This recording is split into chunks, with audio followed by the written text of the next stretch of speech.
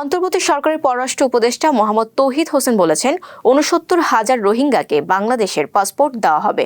তবে পাসপোর্ট দেওয়া মানেই তারা বাংলাদেশের নাগরিক এমন নয়। আমাদের ত্রুটির কারণে প্রচুর রোহিঙ্গা বাংলাদেশের পাসপোর্ট নিয়ে সৌদি আরবে গেছে। বহু বছর আগে এর মধ্যে দুর্নীতির অভিযোগও রয়েছে।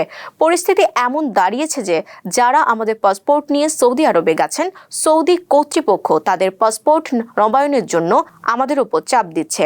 পররাষ্ট্র উপদেষ্টা বলেন, একটি সিদ্ধান্ত যখন নেওয়া হয় তখন কোনো দেশের প্রেক্ষাপটে সেখানে আরও অনেক স্বার্থ জড়িত থাকে, কিন্তু আমাদের অন্যান্য স্বার্থের কারণে শেষ পর্যন্ত সিদ্ধান্ত নিতে হয়েছে। তিনি বলেন, সারা পৃথিবী স্বীকার করে যে রোহিঙ্গারা একটি জনগোষ্ঠী যারা মায়ানমারের আরাকানের অধিবাসী।